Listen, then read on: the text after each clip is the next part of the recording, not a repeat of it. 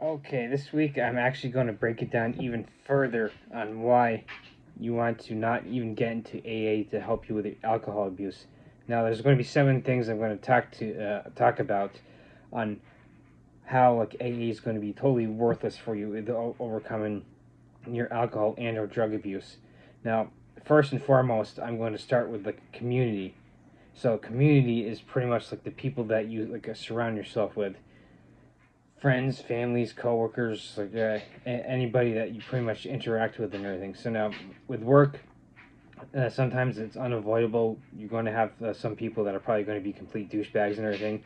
So like you just might have to like suck it up and like deal with those. But usually, like from my experiences, it depends on the job. They may that be like ebb and flows for like how many like of those douchebags that you get. The job I currently have, for the most part, there are probably like a couple, but and of course they run. The people that you work with will run the gamut of, okay, you like working with some people, they like working with you, you get along. There's going to be some people that are going to be right in the middle. They're going to each of you are going to be kind of like indifferent towards each other, but you can still work together. You go about the job, no problem, and everything. And then there's going to be people, like I said, they're going to be complete douchebags, that are going to pretty much the two of you might just completely despise each other or whatever. But so that's why like coworkers you can't necessarily avoid. You just have to put up with, and if it gets to the point where the workplace is so toxic, you might want to get like a better job and everything because of that reason. Now outside of work, friends and family, the people that you like willingly surround yourself with, and now with AA, when you surround yourself with those people there that are in there, they are the type that constantly put you down. For instance, when you're trying to get better, like I've said before, if you go about like myself, uh, getting into fitness and everything, if you hit a milestone when you like a certain goal, like me hitting like a 1,000 pound club, or you get into like running marathons, and you could just all of a sudden you build yourself up to be able to run marathons, and you go into your first ever, and like, hey, look, I just completed my first ever marathon. The people in AA are going to sit there and put you down, and oh, you're just doing it for your ego, and it's a pink cloud that's not going to last, and basically be kind of like a negative around you, like, yeah, fuck you, you're a worthless alcoholic, you can't be happy, and you can't strive to be better. Whereas like positive people, like, hey, look, you just complete a marathon, they'll try and give you like in a sense like a constructive criticism. Well, you're good at like marathon running, have you tried doing lifting? If you don't like it, you don't like it. You move back to marathon running or everything. Or like, oh hey, here's some technique. Or if you're like, hey, look, I've already tried that stuff and everything.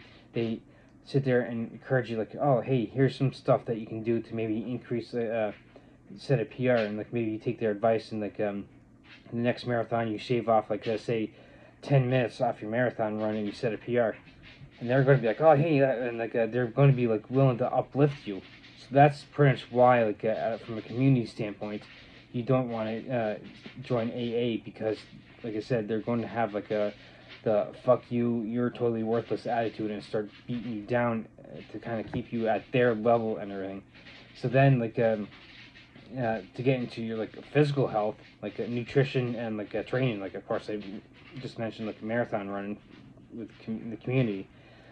So pretty much like a nutrition, like you want to have like a proper nutrition, because it's going to help not just your physical health, and in essence keep you a healthy weight. Of course, there is a scale to all this stuff and everything. You're going to feel better about yourself, eating actual food and stuff, and it's going to help clear up all your bodily functions and everything. Now, of course, there could always be that you have some condition, you might have like an autoimmune disease or something.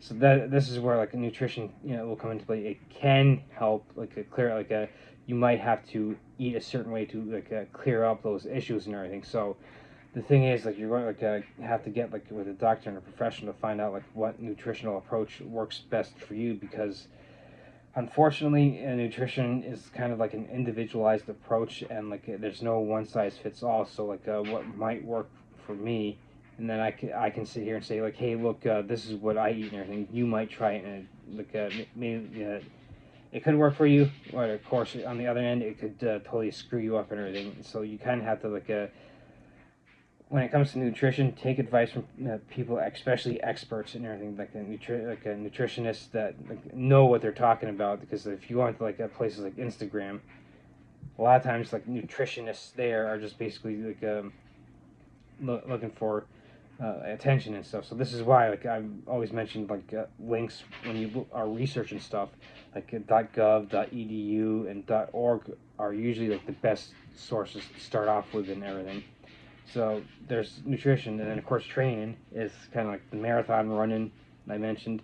It's pretty much what you're doing to stay physically active, like marathon running, lifting weights. Maybe you're doing swimming, yoga, walking, doing something like yeah, every day to kind of keep yourself physically active. Now, uh, my dad is big into like the Arnold Schwarzenegger podcast, and like he's big on saying like one of those things where like the tidbits of information that like if you're intense training like an hour and a half a week and everything, that'd be more than enough for most people. So like hour and a half, like which is basically, as my nose itches, you break it down to like a half hour 3 times a week with like an intense like workout, like you train for that marathon running or lifting weights or something. So just 3 times a week, and then you do the rest. Like maybe you're doing yoga, or like you just doing that like kind of 10,000 step concept or whatever, just to stay active every day. So that there's like a training. And then like you want it to get into like a recovery. So now this is basically like a covering things like spacing out your workouts, so that way like you do like maybe an intense like a leg workout when you're lifting, and like the next day you can barely walk and everything. You wouldn't want to do a leg day like right after doing like you did leg day yesterday. You wouldn't not necessarily want to do another one today and everything. So that's like kind of like the concept of spacing out your workouts.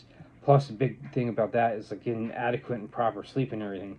So again, someone might have like you might be someone who has insomnia.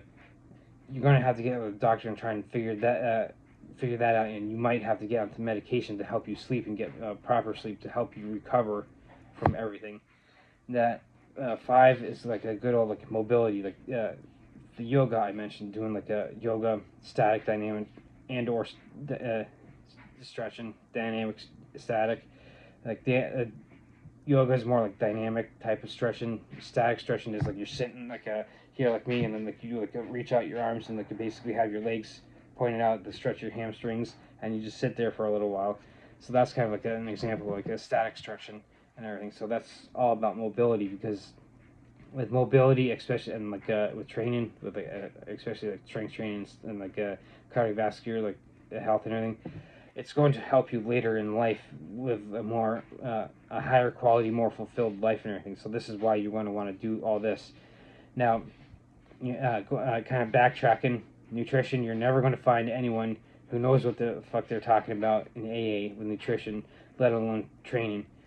If you do, it's exceedingly rare. And of course, like and again with the recovery, getting that when I talked about getting adequate sleep and spacing out your workouts, mobility, chances are you're going to get those people that are going to like they're going to say like turn around like, hey, look, you're just doing all this for your ego, you're just doing this to feel good about yourself and put you down. Well, they're like going to turn around and be like, well, I know everything, and like basically try and pump up their ego and everything, which gets back to like the roundabout way of getting back to the community, like a bunch of assholes who have like a fuck you attitude towards you and just trying to bring you down to like their low pathetic low level and everything. And so that's mobility, getting back on track. 6 is pretty much all about your mental health, like with like mindfulness. You're never going to find anything like to do with like at least professional and adequate mental health in AA, because no one's in AA is a certified therapist, counselor, psychologist, and everything. And like they're just going to like tell you this book, this big book that was written by Bill W. and like Bob and everything back in the 1930s. This religious text you're going to find all your answers in the first 164 pages of this book, this one book, and you don't need anything else and everything. That should raise a red flag that when people say that you only need this one book and all the answers that you're going to find are in this 164 pages, they're full of bullshit and everything. So that should raise a red flag and be like, okay, look, I need to seek outside sources to help with my mental health, getting that in order. So this is where actual professional help comes in handy, like I said, with the therapists, the counselors, the psychologists, and in replace of and in place of AA, which is not a self-help group, because a self-help group would actually be like, oh, look, our stuff isn't working for you. Have you tried Smart Recovery? Have you tried harm reduction? Have you tried Reach Out Recovery? Have you tried the Sinclair method? They would mention other options, be like, here, we're here to help. Okay, our big book our big book, our religious text doesn't work for you. Okay, so here's other options. No, they're going to sit there and blame you. Hey, look, it's your fault for not getting this simple program. That's an indication that it's not a self-help group.